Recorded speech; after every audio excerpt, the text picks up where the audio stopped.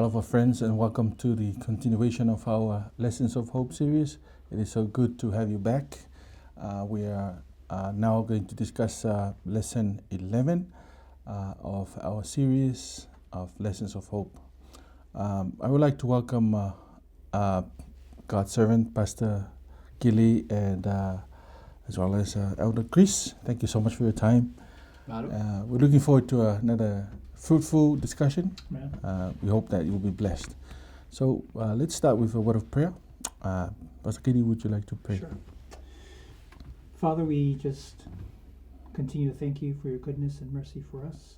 Amen. We thank you, Father, for this wonderful opportunity to discuss your word and open and see what your will is for our lives and how to interpret the Bible, and that we may understand you and know you, for this is eternal life. Amen. We pray for your Spirit to lead us and guide us in all truth, to bring to mind the things that we ought to discuss that are relevant for the lesson, that we might be able to learn lessons of how to properly interpret the Bible when we read it, so that we can come to an edifying and beautiful and wonderful and correct conclusion. And so bless our study now, we pray, in Jesus' name. Amen. Our title for this lesson is The Bible and Prophecy. Last week we were talking about the book of Genesis. We concluded last week the two parts of the discussion of the book of Genesis so that we can understand the foundation of the Bible. Mainly, most of the doctrines in the Bible derive from the book of Genesis because that's foundational. So this week we're going to look at prophecy. It covers 30% of the whole Bible. So it's very important that we understand how to interpret prophecy. Not only the Bible itself, but inside the Bible, the prophecies is one of the. I think it's one of the narratives that will help us understand the reality about God. So today we're going to look at that uniqueness of prophecies, but it's important that we understand how to interpret them. Let's start with reading the main text in the book of Daniel, chapter 8, verse 14. And Pastor Kitty, would you like to start with that? Sure. Please. And he said unto me, unto 2,300 days, then shall the sanctuary be cleansed. So this is a Bible text referring to the 2,300-day prophecy here. But prophecy is very important to interpret correctly. As we've been studying the overall theme for the quarter, which is to interpret the Bible, interpreting the Bible correctly means to interpret who God is correctly, because he's trying to convey to us who he is through Scripture. We learned from last week's lesson that the scientists were able to observe God's handiwork, his creation. We know that nature is the second book, lesson book, I should say, of who God is.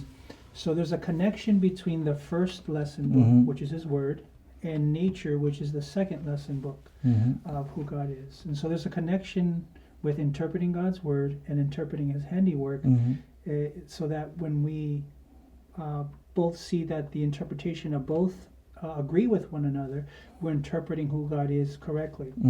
Today, we're talking about prophecy, which is another element that we must interpret correctly in order to interpret God correctly. Why do I say that?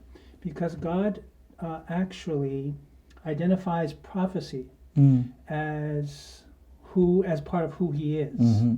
So in Isaiah 46, in verse 9 and 10, the Bible says, "Remember the former things of old, for I am God, and there is no other. I am God, there is none like me." Now, verse 10 is how he declares how there's no one like him. Verse 10 says, declaring the end from the beginning, and from ancient times things that are not yet done. So this is a line referring to prophecy, events that happen not only in the future, but he can also declare to us what happened in the past. So God said, I am God for this reason. There's no other God that can tell you the future, no other God that can tell you what happened in the past.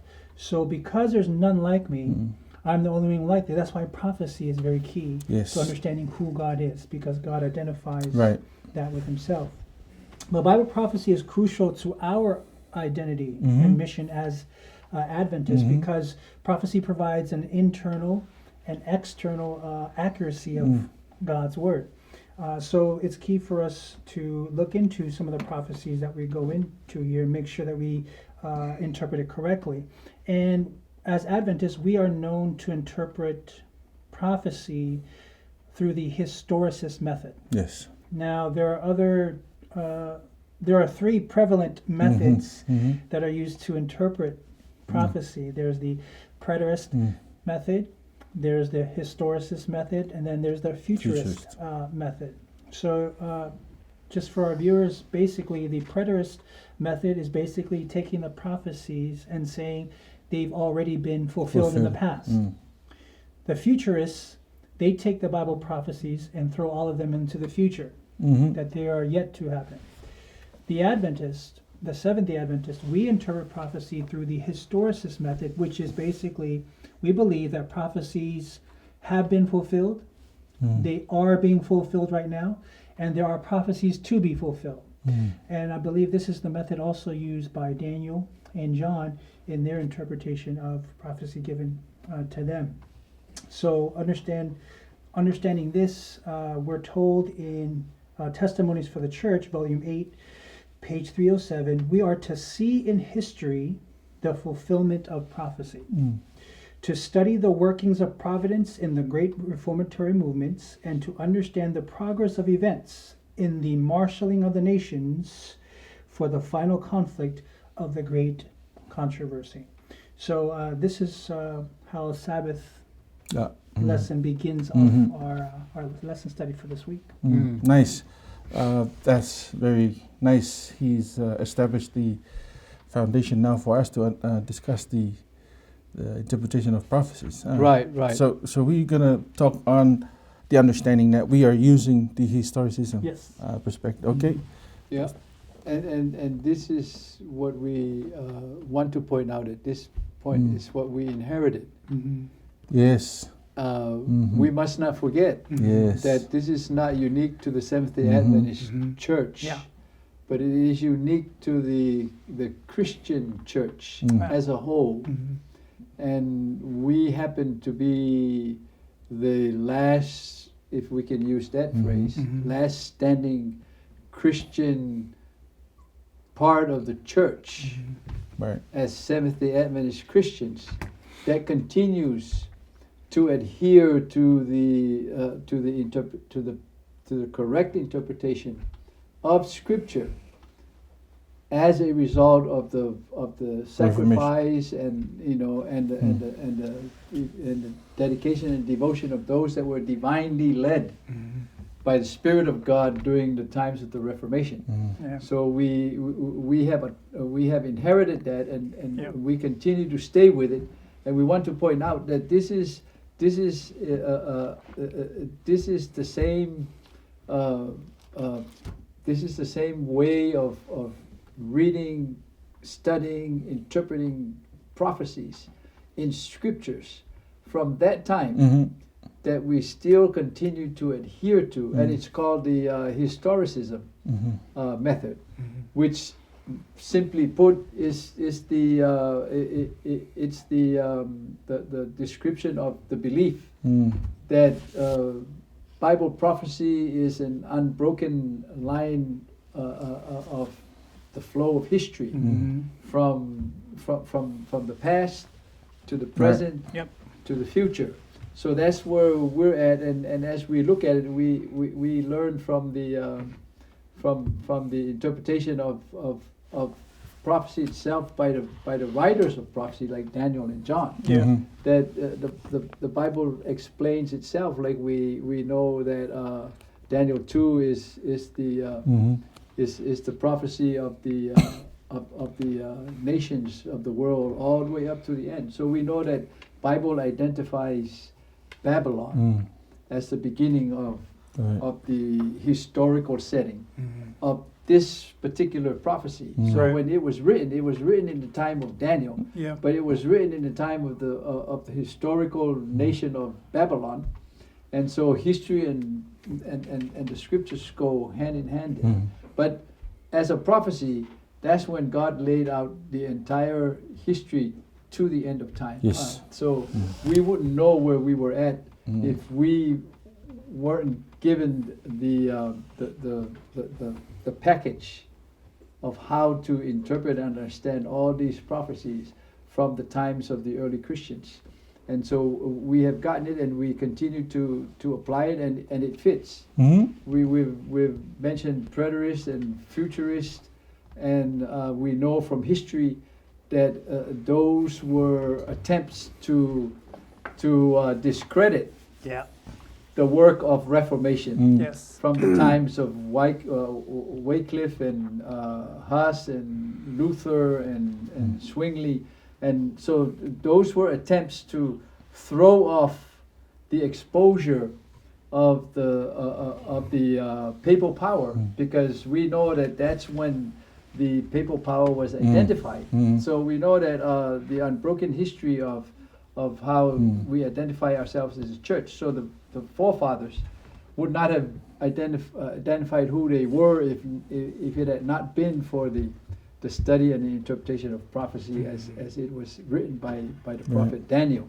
And so we see the historical setting from the nation of Babylon to Media Persia to Greece and even up to Rome. So we know even in the scripture, as we read the book of Daniel, in chapter 8, it names some of those nations. It names Media Persia, it names Babylon, it names Greece, and so convenient for us. We don't really need to to try and discredit the historical facts with the biblical prophecy. But it's amazing that God gave these prophecy prior to the appearing of these nations, and so that's a part of what we do as Bible prophecy students that adhere to the historical setting. And so we know that part of that is we learn from that in the telling of prophecy in the Bible setting, it uses the principle of repeat or recapitulation. Where we find in Daniel 2 is the image, and it shows the historical layout of the nations from Babylon all the way up to Rome, all the way up to the second coming of Christ. And then we find it again in Daniel chapter 7, depicted as beasts, and then we find it again in the repeat in Daniel 8 with a lot more details and a lot more information, more specific. As we get into Daniel 8, we see the characteristics of the kingdoms of the nations depicted in the beasts, and we see features that tell more about who they are. But again, we study what the Bible says, and we put it up against history, and it matches perfectly. Yes. So it's the way that it's the way that the Bible is presenting history. And then all those interpretations and studies is based primarily on the principle that we can interpret prophecy, and we can identify the fulfillment of prophecy in history. So very important for us to emphasize the place of history in the interpretation of prophecy, Bible prophecy. As a Bible student, I don't know if you've seen other people trying to describe or fit in the prophecies from preterist and futurism point of view. It's almost like looking at a person who's trying to fit a puzzle, but is trying to look for pieces to fit in the missing parts of the puzzle. It cannot fit. So they were looking for pieces to fit in. It doesn't fit. But amazingly, when as I study prophecies using historicism, it's like everything fits in well, and it's so amazed how historicism shows us that God meant what He says, and He fulfills every little bit of His prophecies in time that He said it was going to happen, and you can see that from historicism, vividly, without any doubt, because there's proof in history of the exact events and the exact time that God says it's going to happen. Absolutely. Whereas in the preterism and futurism, there's so much there that have a lot of questions. So, for our viewers out there, any Bible student who would like to have a second look at, trying to interpret prophecies, I think you should try historicism because, from our own experience, there's nothing else. Yeah. The preterist view, especially when it comes to Daniel chapter 7 and talking about the beast, things of that nature, they identified the beast as Emperor Nero, which would mean that the beast is already passed, and his mark is already passed. This is the preterist view. The futurist looks at the mark of the beast as some futuristic microchip in your head. So these are attempts to try to humanly interpret Scripture. When the Bible interprets itself, and when the Bible interprets itself, it tells you, by the way it's laid out, to use the historicist method, not just pick and choose and think it's... Because, when they say it's Nero, the date is wrong. Nero ruled during the time of the Iron Lakes. But the beast that the Bible talks about that would become an anti-Christ power, it comes out during the feet and the toes time. So the time doesn't fit. And you understand that if you use the historicist method. Right. But if you throw away the historicist method, now it's open for whatever interpretation you want it to be. That's why we have a lot of these theories nowadays that discredited the historicism point of view. And it's so important that we stick with this. Anything else from that will be, chaos for us. And also not to mention the mark of the beast being a microchip, but they believe that the Antichrist is a man. The single man entity that comes out, but forgetting that if you read Paul's writings, he says the Antichrist is coming, but there are even now the spirit of the Antichrist exists. So they throw this thing way into the future instead of using the historicist method to understand. So part of the principles that we need to consider when we interpret using historicism is the day-year principle. So, Chris, would you like to enlighten that principle for us? Yeah, those are very important because the day-year principle is the principle based on the presentation of prophecy as time periods that has to deal with the history of mankind. So first of all, we're dealing with prophecy that uses symbolic language, and it's important to know that in the biblical study and interpretation of Scripture, we recognize and Scripture itself would indicate that it is symbolic in itself, and so if it is symbolic, we understand that everything that's related to that topic or subject of study is interpreted symbolically instead of literally, and then the other parts of Scripture is clear. If it's not symbolic, it's not prophetic, it's just simple facts presentation, then we read it literally, as it goes. But understanding the principle of the day-year principle, we adopt the two scriptures for the sake of those that want to study it. and learn and understand why do we use the day-year principle for interpretation of Scripture is found in Numbers 14:34 and Ezekiel's 4 verse 6. Both of them are in the context of God dealing with His people, Israel, and in the presentation of the principle, he says that, you know, according to the 40 days of their visit, you know, to the land of Canaan, and as a result, they rebelled against the command of God to enter the promised land and take it. God says, well, I'll just take you back, you know, and have you journey through the wilderness for 40 years. And the principle was every day that you use to visit Canaan and come back with the false report was 40 days. I'll give you 1 year for 1 day. So that's where the principle comes from. Yes. But the question is, why do we how can we justify using it for interpretation of Scripture?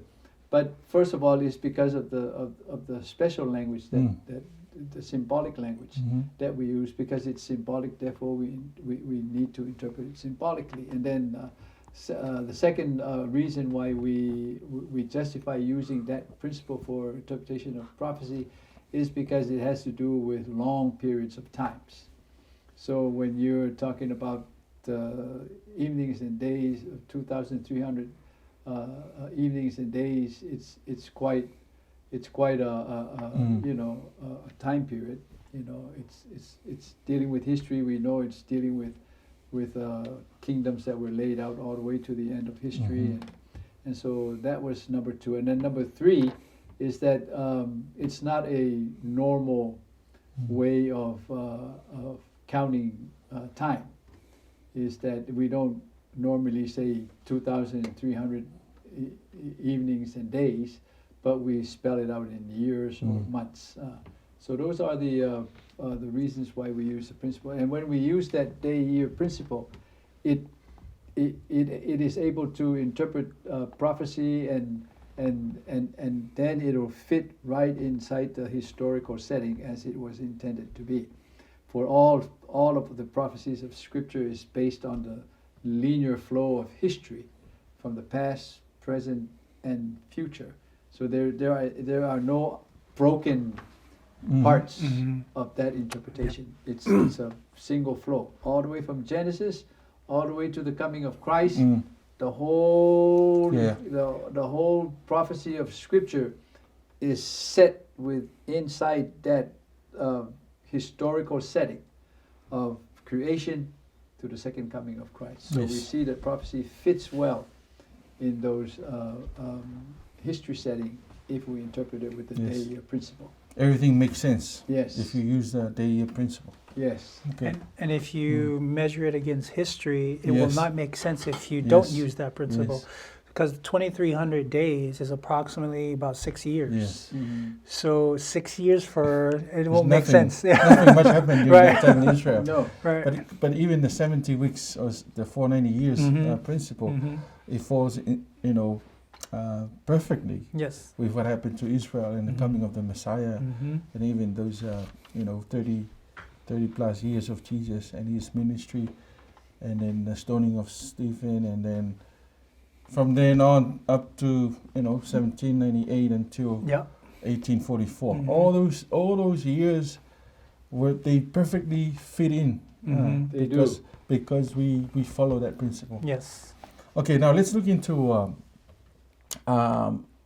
perhaps this is the perfect example of using the historicist method. Is identifying the little horn of the book of Daniel. Let's discuss that one. Yeah. So for centuries, the Protestant reformers, pretty much identified the little horn of Daniel 7 and 8 as the Roman Catholic Church, the papacy. All they did was pretty much take the clues from Daniel chapter 7, which is listed in your lesson, by the way. There's 7 of them. And they matched it up with who has done this throughout history. So when they looked at it, they looked at the history time in which this entity lived. Well, who meets all these criteria that was doing all these things? And there's only one. Yes. And so that's how you identify it. You use history, using the principles of interpreting Bible prophecy, and it will definitely key into one. There's not maybe out of 3 or 4. No, there's one that sticks out. Both. So when you look at Daniel 7 and 8, they both describe as a little horn. There's a little horn there. 2, both are persecuting powers. 3, both are self-exalting and blasphemous. You also have 4, both target God's people. 5, both have aspects of their activity delineated by prophetic time. 6, both extend until the end of time. And this is key for us to understand, because especially when we look at Daniel chapter 2, and we identify the head of gold as Babylon, the chest and arms of silver as Media-Persia. We have the belly and thighs of Greece. Then we have the legs of Rome. But when we do our evangelistic meetings and we get down to the feet and toes, all we say is the 10 kingdoms of divided Rome, and we leave it at that. But understanding, when you put Daniel 2 together and you put Daniel 7 together, the feet of iron and clay is matched up with the little horn. So when we identify the little horn, you can't just say it's the divided kingdom of Rome like you did in Daniel chapter 2. They are corresponding prophecies, sister chapters, and they have to be the same. Remember, there's still iron in the 10 toes. Yes, there's still iron in the 10 toes. Except for the clay. Yes. So when we present this in Daniel chapter 2, we have to be precise on who that is, and don't kind of, but then again, yes, I understand you could kind of leave it a little bit obscure, because then Daniel 7 clarifies it, who it is. But still, we want to be sure that, that's the same. So both extended to the end of time, and both are to be supernaturally destroyed. So there's only one power that fits the history and prophecy, and that's the papacy. So that's clearly identified. And I just want to make sure, especially our non-Adventist viewers that are viewing in with us, because we're often accused of being Catholic bashers or Catholic haters, and we don't hate the Catholics. We believe that there are a lot of godly people who live up to the light that they know in the Catholic Church. So we're not saying this because we hate the Catholics, we're anti-Catholics. No, we're not. We're just simply stating, using the historicist method, interpreting the Bible correctly, who the Bible is identifying, who the little horn is. That's all we're doing. We're just expositors, expounding on the Bible, who identifies it. So please don't mischaracterize us as Catholic haters. We don't hate Catholics. We love all people. And more than likely, when we talk about this, we're talking about the system. We're not talking about the people in the church. So we just wanted to make that clear for our viewers. But I think one of the main characteristics that everybody know is the 1,260 years of persecution that we know as a dark age. So everybody knows about that. Yes, they do. Even in history. And it's important for us to point out that when we're speaking about the interpretation of the little horn, we're actually specifically speaking about the papal power. We must try and help people to understand the difference between the papal power and the Roman Catholic Church, because they're two separate entities. The Roman Catholic Church is the remainder of the Christian church as a body through the church history, the Christian church history, from the time of Christ all the way until the end of the papacy in 1798. So we're talking about the papal power, and the papal power pertains specifically to the leadership of the Roman pagan power takeover that was substituted by the pontifical leader of the Roman Catholic Church at that time. So, and as we see it today, because it's important for us to see how that's important for us today, because that power is being defined as reaching our times. And as we see it today, we see the papal power separate from the Roman Catholic Church. Right. As we see the papal power in itself going solo to do the political work of that power. And then you see the Roman Catholic Church on the other side as faithful members of that group who are still being under the umbrella of Christians. And so are we.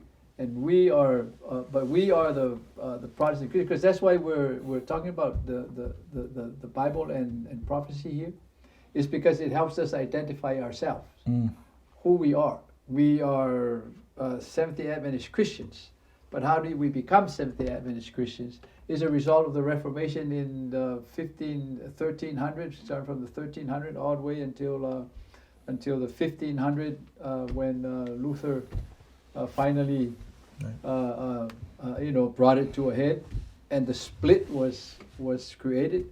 And so we actually have two major parts of Christianity. One of it, which is the largest part, is Roman Catholic Church, and the other half is the Protestant churches, and we are the ones that are continuing to carry the teachings of Protestantism that caused the Reformation, that made us inherit these interpretations here. So it's important for us to identify the difference between the papal power and the Roman Catholic Church as a group of Christian people, for the sake of those that are interested in understanding these prophecies and how it applies to us as a whole, and then for us to understand our role as being given the message for the times that we live in, because we do have a specific message that is born from this interpretation of prophecy, as we see here in identifying the little horn, because the little horn definitely is the papal power, and you can't mistake it, and it has to do with the development of the religious world as we know it from that time until the time that we live in. Right. So that's important for some of our viewers and ourselves to kind of look at that from that angle. So not only we have identified some of the crucial fulfillment of prophecies has to do with the little horn, because the little horn has so much influence in destroying the gospel, I should say. Yeah. Diverting everything that was supposed to be the truth. That's its role. Yeah. So now we've seen, and now we have proof. But one of the major things that we can learn from historicism is the fulfillment of a prophecy to do with the last events and the last movement, especially with this church. And that's, I'm talking specifically about the end of the 2,300 years that were mentioned in the main text. So what is that main fulfillment of prophecy? Well, we see the Daniel 7 and Daniel 8. In Daniel 7, once it lists the beasts, it goes right into, starting in verse 9, all the way to about verse 14, where you see a judgment scene come forward. This is right after the description of the fourth beast, and then the little horn that comes out of that fourth beast. We know from Revelation, the sister book of Daniel, that little horn suffers a mortal wound. So we know that when it suffers a mortal wound, that's 1798. Yes. So sometime after 1798, the Bible gives us an indication that there would be a judgment scene that comes into play. And this is beginning in verse 9. So when we read starting in verse 9, it says, I watched till thrones were put in place, and the Ancient of Days was seated. His garment was white as snow, and the hair of his head was like pure wool. His throne was a fiery flame, its wheels a burning fire. A fiery stream issued and came forth from before him. 1,000 and thousands ministered to him. 10,000 times 10,000 stood before him. The court was seated, and the books were open. So We know that at some time after the rise of the little horn, when we put it together with Revelation chapter 13, sometime after the mortal wound, you have the investigative judgment beginning, sometime after 1798. We know that because if you go to Revelation 13, it talks to us about how the dragon, we know who the dragon is. Revelation 12 tells us the dragon is Satan, right? Yes. So the dragon gives this beast its authority and its seat. And it said, great was this beast, and the whole world marveled after the beast after the wound was healed. It continues to explain, starting in verse 5 down to verse 9, what this beast power is, which is in Daniel, it's the little horn. In Revelation, it's the beast power here. And he was given a mouth speaking great things and blasphemies, and 42 months. Now, 42 months is 1,260 days, which is the 1,260 years. Verse 6, then he opened his mouth in blasphemy against God to blaspheme his name, his tabernacle, and those who dwell in heaven. So you see it's repeating the same language of Daniel 7, talking about the little horn. Verse 7, it was granted to him to make war with the saints and to overcome them, and authority was given him over every tribe, tongue, and nation. So it's definitely a world-ruling power that was persecuting God's people. Then when you get to verse 10, he who leads into captivity shall go into captivity. That's referring to the 1798 incident here. So definitely for our viewers, when you're trying to understand the 2300-day prophecy, this you have to read Daniel and Revelation together, because in Daniel it's sealed, in Revelation it's opened. So when you put these together, you know that there's a judgment scene that is to rise up sometime after 1798. This is repeated in Daniel chapter 8. When the beasts are repeated, the beasts are different in Daniel 8, but the concept's still the same. The beasts represent kingdom, nation, or... Right. So it starts with Media Persia and Greece, and then of course you have these two going at it, and of course after Greece you have Rome that rises out of there. So from Rome, verse 9 says in chapter 8, and out of one of them came a little horn, which exceedingly grew great to the south and toward the east. And it goes on to list what it does, and it casts down the sanctuary, the truth, and things like that. Then, verse 13, I heard a holy one speaking, and another holy one said to that certain one who was speaking, how long will the vision be concerning the daily sacrifices and the transgression of desolation, and the giving of both the sanctuary and the host to be trampled upon? Verse 14, which is our memory text, unto 2,300 days, then shall the sanctuary be cleansed. So when you put these two together, you can identify Daniel 7 gives beasts that represent kingdoms. Daniel 8 gives beasts that represent kingdoms. In Daniel 7, it has the investigative judgment going on, a judgment scene going on. But in Daniel 8, it uses the language of cleansing the sanctuary. Now, if you understand the sanctuary teaching, the only time they cleansed the sanctuary was on the Day of Atonement, which was Judgment Day. Judgment Day. Right. Yes, for Israel, for God's people. So this is how you'll see that this all matches up when you compare Daniel 7 and Daniel 8, that there is definitely an investigative judgment that is to go on sometime after 1798, after the wounding of the beast. But of course we know that the date is, or the year was, well, we do know the date, October 22nd, 1844, because we do the math from the 2300-day prophecy. So everything fits when we interpret the Bible correctly, and this is how our investigative judgment doctrine comes into play. And I must say that this doctrine is actually unique to us, because everyone seems to believe that the judgment happens after Jesus comes, which is true, but they don't understand the phases of judgment that goes on. There's the investigative judgment that goes on, that ends at the close of probation. Then you have the judgment that is confirmed by the saints. That's why the Bible says, don't you know that you shall judge angels? So this is when we go to heaven and we become kind of like the jury that confirms the judgments of God. And then when they come back after 1,000 years, it's judgment executed. Those are the three phases of it. So there are teachings, and I have to let our viewers know, beware. They throw the judgment, everything after the second coming. They don't. That's futurism. Right. They don't understand it in the historicist point of view, in which what we're trying to teach, that it's going on now. There's a part that's going to go on in the future. You want to touch on the essence of the investigative judgment to do with our lives now? Or we should leave that on another, because that's another big discussion. Which is true, because that's why Daniel 7 says the court was seated and the books were open. And the question is, what books are being opened? Well, the Bible speaks of two types of books, right? There's the book of life, and then there's the book of remembrance. The book of remembrance, or they're also called the book of deeds, is where all of our thoughts, words, and deeds are written.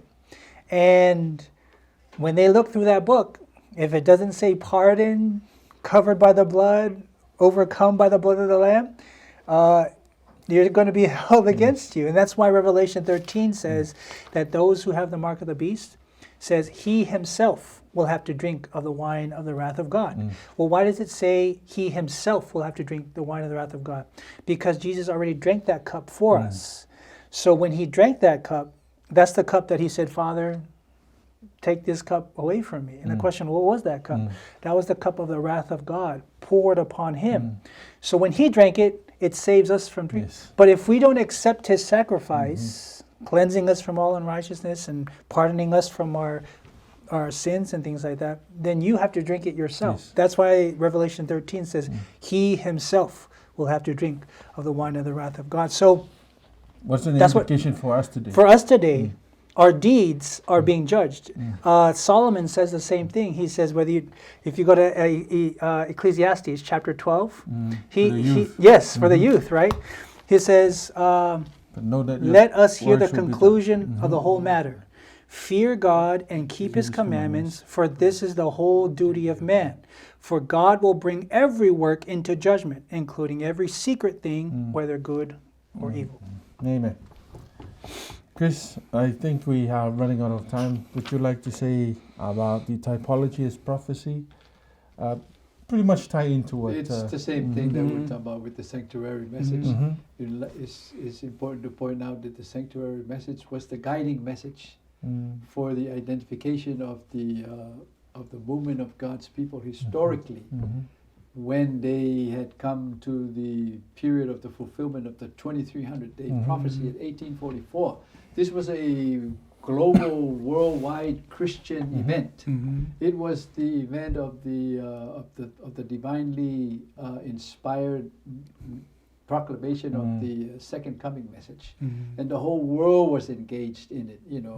And it was inspired from the interpretation of the very prophecies that Daniel and Revelation were applying to. And honestly, the Christian world at that point in time believed that Jesus was going to come back.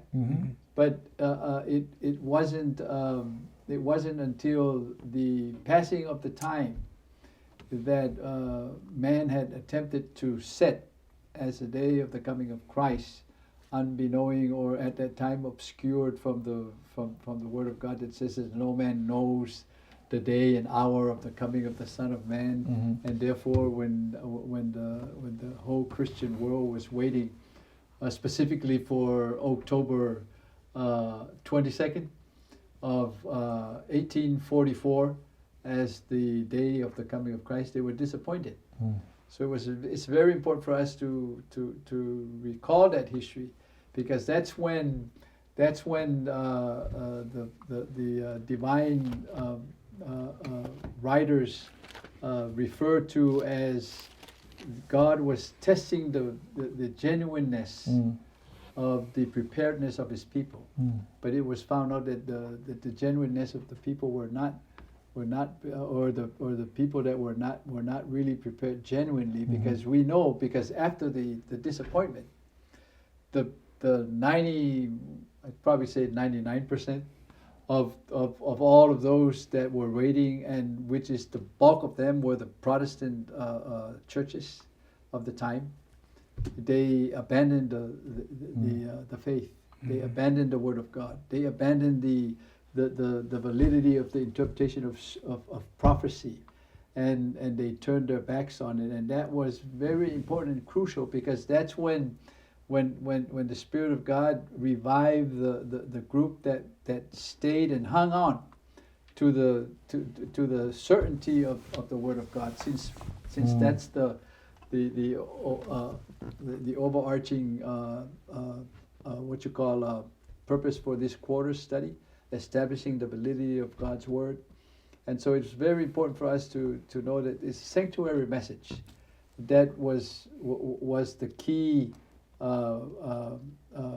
teaching or doctrine that established the people that remained faithful to the Word of God and went back and reinterpreted the prophecies, and discovered that the 1844 fulfillment of the 2300-day prophecy was not about the coming of Jesus, but was about the beginning of the investigative judgment, which is now known as the 1844 movement of Christ in heaven, not the movement of Christ towards earth.